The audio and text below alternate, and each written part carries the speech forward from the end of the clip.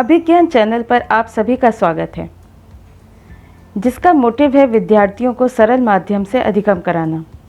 जिन कठिन काव्य पंक्तियों के जाल में फंसकर बच्चे बोर होकर हिंदी से दूर भागते हैं, उन्हें इंटरेस्टिंग वे में प्रस्तुत कर बच्चों में हिंदी के प्रति रुचि उत्पन्न करना।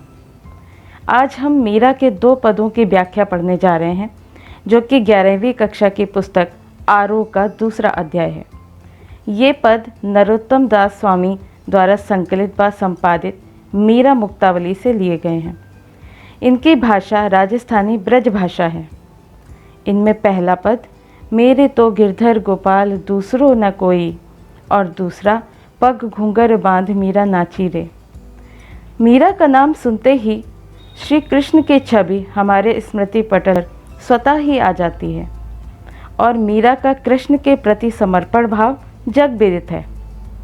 वे बचपन से ही श्री कृष्ण को अपना पति अर्थात सर्वस्व मानती थीं और कोई क्या कहेगा क्यों कहेगा इसकी कोई परवाह नहीं करती थी।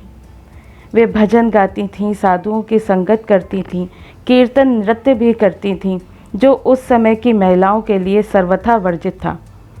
तत्कालीन कुप्रथाएं जैसे सती प्रथा, पर्दा प्रथा अपने चरम पर थीं। उन सब का विरोध करते हुए मीरा प्रभु भक्ति में दिन रात लीन रहती थीं, जिसका प्रमाण है ये पद। तो चलिए पढ़ते हैं पहला पद मेरे तो गिरधर गोपाल दूसरो न कोई। प्रस्तुत पद में मीरा ने संसार की नश्वरता और अपनी भक्ति को ही सार तत्व या शाश्वत प्रेम माना है। इस पद में पहली पंक्ति मेरे तो गिरधर गोपाल दूसरो न कोई, यहाँ पर गिरधर का मतलब गिरिराज पर्वत यानी गोवर्धन पर्वत को उठाने वाले कृष्ण, और दूसरा गौपाल अर्थात गाय को पालने वाले। इसलिए ये दोनों नाम ही कृष्ण जी के ही नाम हैं और उन्होंने अपनी बात को प्रभावशाली बनाने के लिए इन दोनों नामों का प्रयोग किया है। और इसमें वो कहना चाहती हैं कि मेरे तो एकमात्र गिरधर गोपाल कृष्ण ही हैं, संसार में और कोई दूसरा मेरा नहीं है। जाके सिर मोर मुकुट मेरो पति सोई, यहाँ पर उन्होंने कृष्ण जी की पहचान के लिए बताया है कि जिसके सिर पर मोर का मुकुट है वही मेरा पति है या मेरा स्वामी है। छाड़ी दई कुल की कहानी कहा करी है कोई, यहाँ पर कुल की कहानी से मतलब है अपने वंश की मर्यादा, क्योंकि वो स्त्री थीं, उनको मर्यादित जीवन जीना था, लेकिन उन्होंने अपनी भक्ति में सारी मर्यादाओं का त्याग कर दिया है। उन्होंने कुल की कहानी यानी मर्यादा को त्याग दिया है और उनको परवाह नहीं है कि कोई क्या कहेगा। संतन ढिंग बैठी बैठी लोक लाज खोई, उन्होंने संत समागम किया था। वो भजन गाती थी, नृत्य करती थी, संतों के साथ मंदिर में बैठी रहती थी और ऐसे में उन्हें इस बात की परवाह नहीं थी कि उनके संसार में उनसे कोई क्या कहने वाला है। असुअन जल सींची सींची प्रेम बोल बेली बोई, उन्होंने अपने प्रेम को आंसुओं से सींचा है और उस प्रेम रूपी बेल को अपने आंसुओं से सींच के बड़ा कर दिया है, यानी परिपक्व कर चुकी हैं वो। और ऐसे में अब तो बेल फैल गई आनंद फल होई, अब तो प्रेम की बेल जो है, प्रेम रूपी बेल, वो तो बढ़ चुकी है, अब तो उसमें आनंद आने लगा है, आनंद रूपी फल लगने लगे हैं। अर्थात मैं रो रो के कृष्ण जी को उन्होंने प्रेम उनका प्राप्त कर लिया है और इस प्रेम को वो मन में अच्छी तरह बसा चुकी हैं। दूध की मथनियाँ बड़े प्रेम से बिलोई, दधि मथी घृत काढ़ लियो डारी दई छोई। इस बात को समझने के लिए हमें एक कहावत समझनी पड़ेगी, जिसमें कहा जाता है कि सार सार को गही रहे थोथा दे उड़ाई। अर्थात जब हम सूप से अनाज फटक कर साफ़ करते हैं तो उस अनाज को के अतिरिक्त बाकी कूड़ा तिनके वो सब हम छांट देते हैं, यानी हटा देते हैं वहाँ से। सेम वही बात कहने के लिए उन्होंने कहा कि दूध की मथनियाँ मतलब दूध को मथने वाले, जिससे हम मक्खन को अलग करते हैं और छाछ को अलग कर देते हैं, ऐसे ही मथनियाँ से उन्होंने अपने प्रेम को आका है, कई बार आक कर देखा है और अब उन्होंने प्रेम तत्व यानी माखन और घी को अलग कर लिया है और जो बचा हुआ छाछ है उसको वो अलग कर चुकी हैं। अर्थात संसार में व्याप्त जो नश्वरता वाले भाव हैं उसको वो त्याग कर चुकी हैं और प्रेम रूपी कृष्ण उनको अपना चुकी हैं और उनको सर्वस्व अपना सौंप चुकी हैं। भगत देख राजी हुई, जगत देख रोई।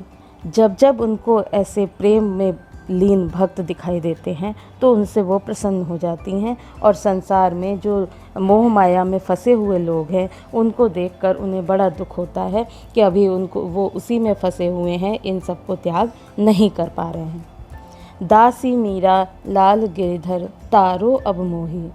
बहुत प्रेम करती हैं वो कृष्ण से, अब वो अपने आप को दासी बताती हैं, यानी वो कृष्ण जी को स्वामी और अपने आप को उनका दासी बता रही हैं और उनसे प्रार्थना कर रही हैं कि अब तो प्रेम करते हुए बहुत टाइम हो चुका है, अब तो मुझे इस संसार रूपी भव सागर से पार लगा दीजिए, अर्थात तार दीजिए। इस पद में प्रयुक्त काव्य सौंदर्य स्पष्ट इस प्रकार होगा। यह पद संगीत लय और मधुरता के कारण मनोरम है और मीरा के सभी पद गेय होते हैं, यानी गाने के योग्य होते हैं। मीरा अपने पदों को स्वयं भी गाया करती थी। इनमें प्रेम बेल आनंद फल, इनमें रूपक अलंकार प्रयुक्त है क्योंकि प्रेम रूपी बेल और आनंद रूपी फल या अर्थात रूपक अलंकार। इसमें दूध की मथनियाँ और ये पूरी पंक्ति जो है वो अन्योक्ति अलंकार का उदाहरण है क्योंकि जो चीज़ यहाँ पर कही गई है वो प्रस्तुत नहीं है। गिरिधर गोपाल मोर मुकुट कुल की कहानी, ये सब अनुप्रास अलंकार के उदाहरण हैं। बैठी बैठी सींची सींची, अर्थात एक ही शब्द बार बार रिपीट हो रहा है, इसमें यहाँ पर पुनरुक्ति प्रकाश अलंकार है। कृष्ण जी के अनेक नामों के कारण काव्य बहुत सुंदर बन पड़ा है, जैसे गिरिधर, गोपाल, लाल, नागर शब्द का भी प्रयोग हुआ है। भक्ति रस और शांत रस की मिलीजुली अभिव्यक्ति इस पद में दिखाई गई है। तो अगले पद की ओर चलते हैं। इस पद में मीरा स्वयं को कृष्ण की दीवानी कहती हैं और बताती हैं कि उन्होंने कृष्ण के अनुराग में लोक लाज और घर परिवार की मर्यादाएं तोड़ दी हैं और वे अपनी प्रभु कृष्ण के प्रति प्रेम प्रकट करते हुए कहती हैं कि पग घुंघरू बांध मीरा नाची रे, अर्थात पग में होता है पैर, घुंघरू यानी जो बजते हैं पायल में लगे होते हैं वही घुंघरू, बांध मीरा नाची रे, वो भजन गाते हुए नाचती भी हैं और उसी समय वो कहती हैं कि पग घूंघर बांध मीरा नाची रे, पैरों में घुंघरू बांध के मीरा नाच रही हैं कृष्ण जी के सामने। मैं तो मेरे नारायण सू आप ही हो गई साची रे, उनको पूरे संसार को अपने आप को सच साबित करने की कोई ज़रूरत नहीं है क्योंकि जिनको वो अपना आराध्य मानती हैं, सब कुछ मानती हैं, उनके सामने वो सत्य साबित कर चुकी हैं। लोग कहें मीरा भई बावरी, बावरी का मतलब होता है पागल या जो अपनी सुध बुध त्याग कर चुका हो, तो वो अपने आप को कृष्ण की बावरी कहलाना भी पसंद करती हैं और पूरा संसार जो उनके आसपास के लोग हैं उनको बावरी कहती हैं, यानी मीरा पागल हो गई है ऐसा कहती हैं। न्यात कहे कुल नाशीरे, जो परिवार के सदस्य हैं वो सब कुल की कलंकनी उनको कहती हैं, कुल का नाश करने वाली कहते हैं सब, लेकिन वो उस सब की परवाह नहीं करती हैं। जिस समय राणा ने उनको विष का प्याला भेजा था, उस विष के प्याले को देखकर वो हंसते हंसते उस विष को पी गई थी क्योंकि उनको कृष्ण के ऊपर पूरी तरह से विश्वास था। ऐसे में पंक्ति देखिए, विष का प्याला राणा भेज्या पीवत मीरा हासी। मीरा जी हंस रही हैं विष के प्याले को देखकर क्योंकि उन्हें पता है कि कृष्ण जी उनकी हर हाल में रक्षा करेंगे और अगर ऐसा करते हुए अगर उनकी मृत्यु भी हो जाती है तो भी वो कृष्ण के समीप ही जाएंगी। ऐसे में उसको विष को पीने के बाद भी मीरा जी को कुछ भी हानि नहीं हुई थी, वो जीवित रही थी। मीरा के प्रभु गिरधर नागर सहज मिले अविनाशी। मीरा जी कहती हैं कि मेरे प्रभु गिरधर नागर हैं। गिरिधर का प्रयोग दोबारा हुआ है पद में, यानी गिरिराज पर्वत को, गोवर्धन पर्वत को धारण करने वाले कृष्ण। नागर शब्द यहाँ पर आया है राजस्थानी सभ्यता में, जिसको मुखिया कहा जाता है उसी को नागर शब्द भी प्रयोग करते हैं। ऐसे में उन्होंने कृष्ण जी को महत्वपूर्ण बताने के लिए इन शब्दों का प्रयोग किया है। और सहज मिले अविनाशी का मतलब, अविनाशी मतलब होता है जिसका विनाश कभी ना हो, हमेशा ही शाश्वत रहने वाले, वो उनको आसानी से प्राप्त हुए हैं। सहज का मतलब आसानी से प्राप्त करना, उन्होंने कृष्ण जी को बड़े आसानी से प्राप्त कर लिया है। इस पद में मीरा पर ढाए गए अत्याचारों का संकेत मिलता है। दूसरा, उनके एकनिष्ठ प्रेम की भी परिभाषा देखने को मिलती है। इसे पढ़कर मंदिर में तन्मय होकर नाचती हुई मीरा का चित्र स्वतः ही आंखों के सामने सजीव हो उठा है। इसी के साथ पाठ समाप्त होता है। आशा करती हूँ कि आप सबके समझ में आ गया होगा। धन्यवाद।